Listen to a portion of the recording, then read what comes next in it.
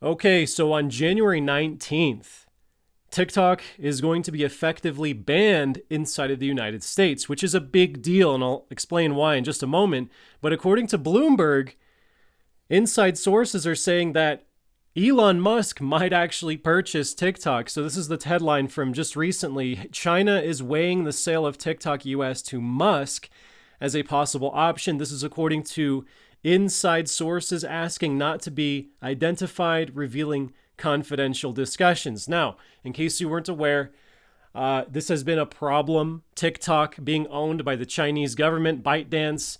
This has been a problem. On March 13th, 2024, the United States House passed Protecting Americans from Foreign Adversary Controlled Applications Act.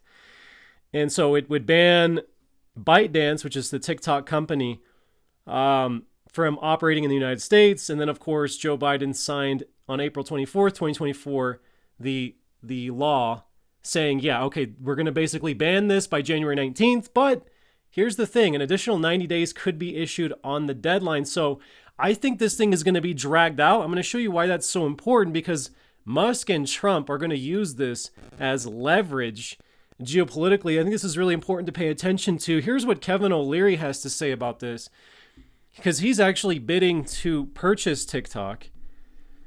And I think it's really interesting how he describes the whole situation. Listen to this. Well, I'd argue something else about this whole deal. In the end, TikTok is Trump's deal. All right? He's not giving it to anybody else. It's his deal. He's going to use it for all kinds of leverage. I get it. It's a negotiating tool against China. I get it. But he is the consummate deal maker. He's not going to let this drift into someone else's hands. That's my personal take. I asked him myself just 24 hours ago, are you going to support bringing this thing and keeping it alive? Because I got a lot of businesses running on it, and he will. Let's see what happens next.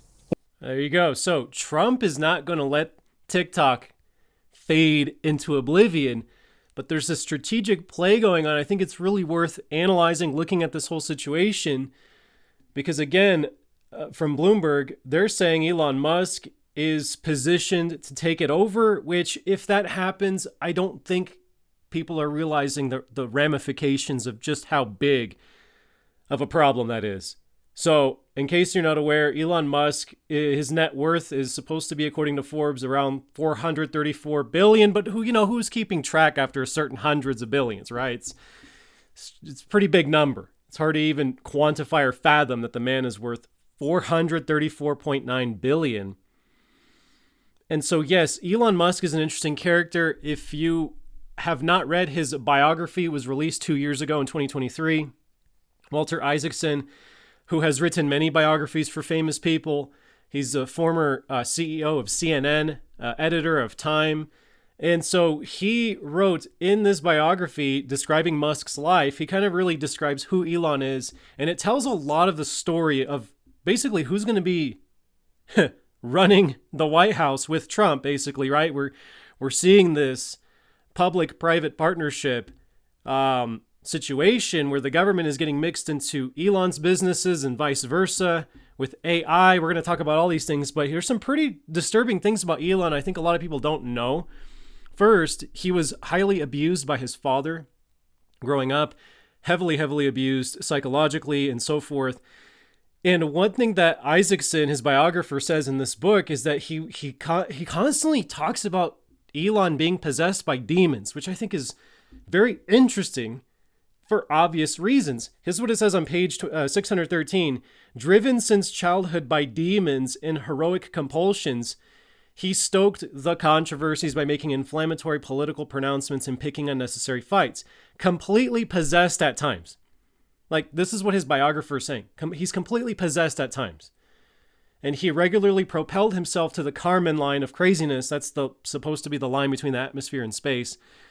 Kármán line, the blurry border that separates vision from hallucination. So his biographer describes Musk as completely possessed by demons at times.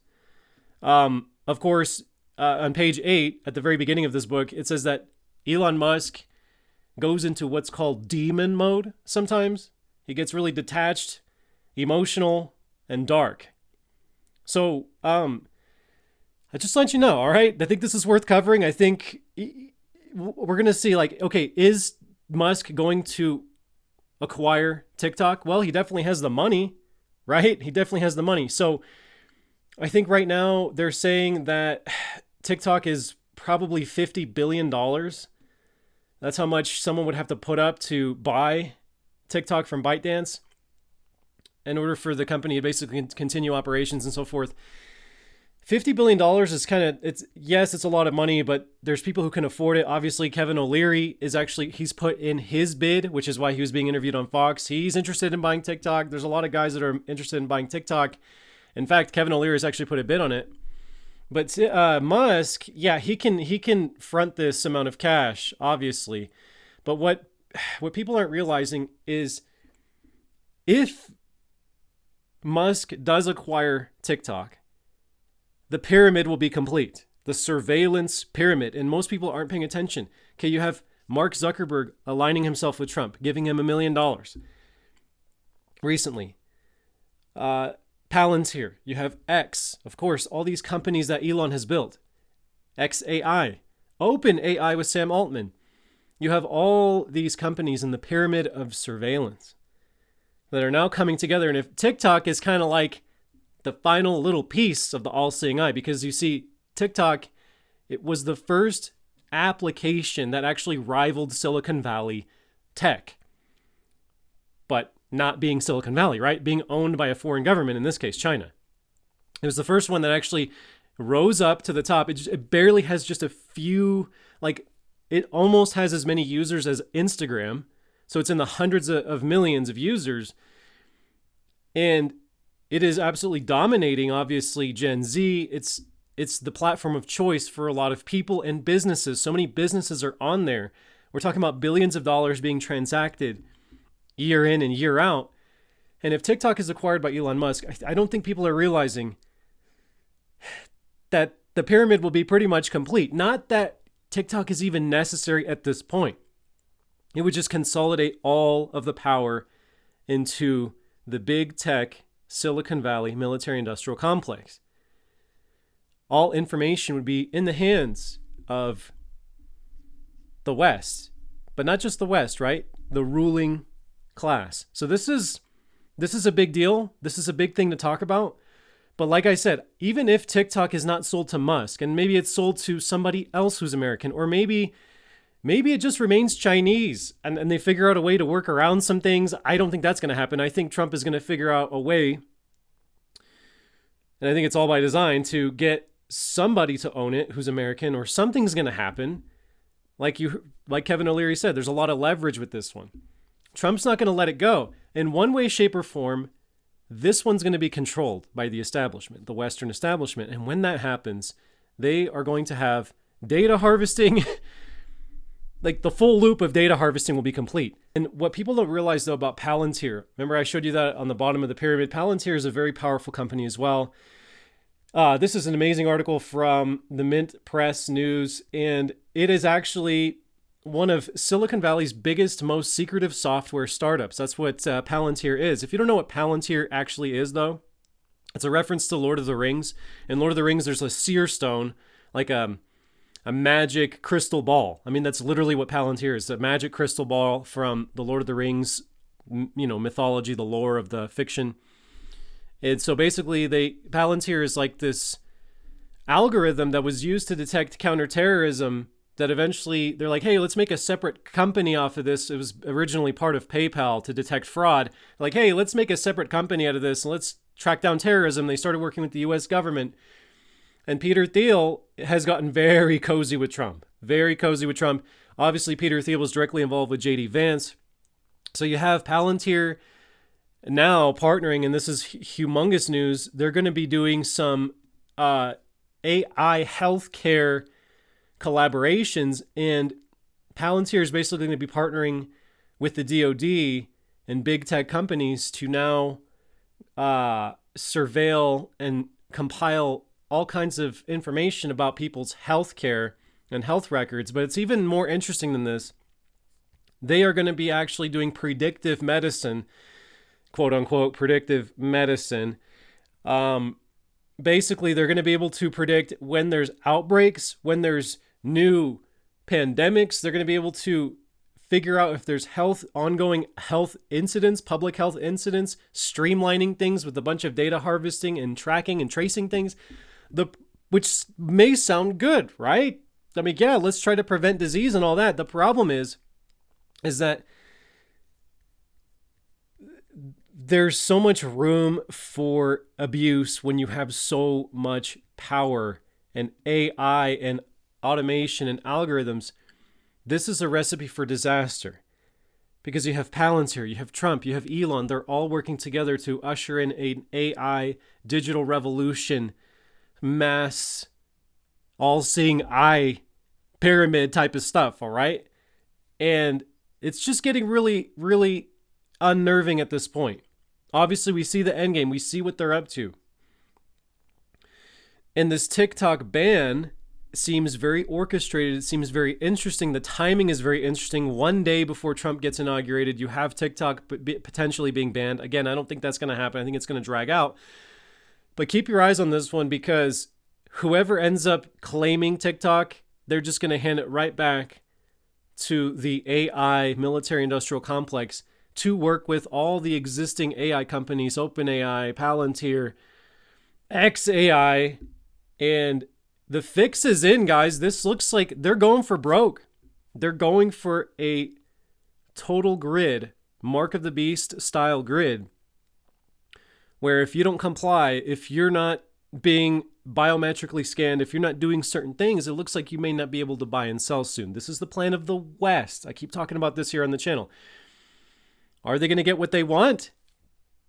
No.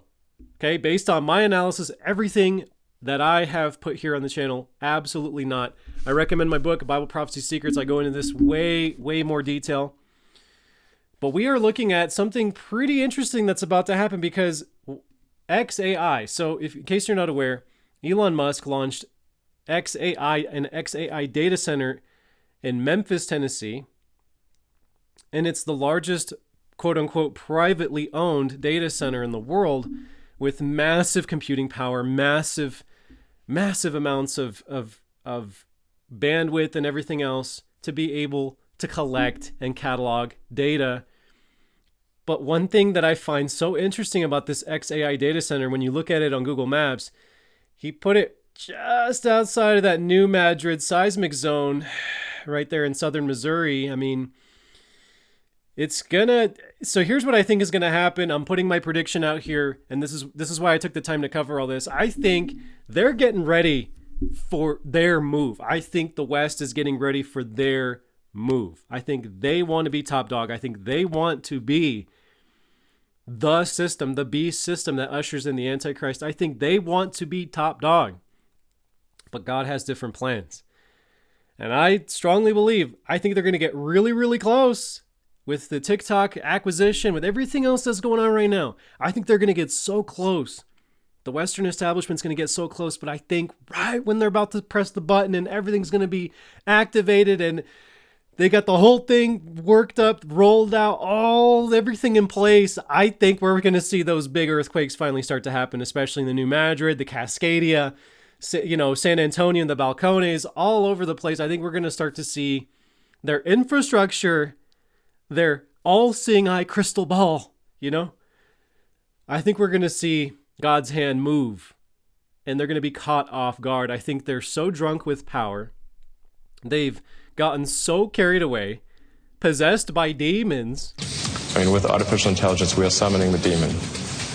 You know those stories where there's the guy with the pentagram and the holy water, and he's like, yeah, he's sure he can control the demon. Didn't work out. And I just think we're in for a real surprise. That most people just think these people are invincible. But if you know Bible prophecy, the way that I know Bible prophecy, yeah, we're in for a real treat from the Most High God. So God bless you. Tonight, if you want to know about how these ideas connect even further into World War III and different narratives going on in the Middle East, the West has its plans, the East has their plans, and the East is going to prevail, all right? That's my opinion, but backed by significant amounts of research. If you want more info tonight, I'm going on Prophecy Roundtable with Doug, Scott, and Joel. We're going to talk about this more. Check it out live tonight, 6 p.m. And till then, God bless you. Stay in the Word, and Yeshua be with you.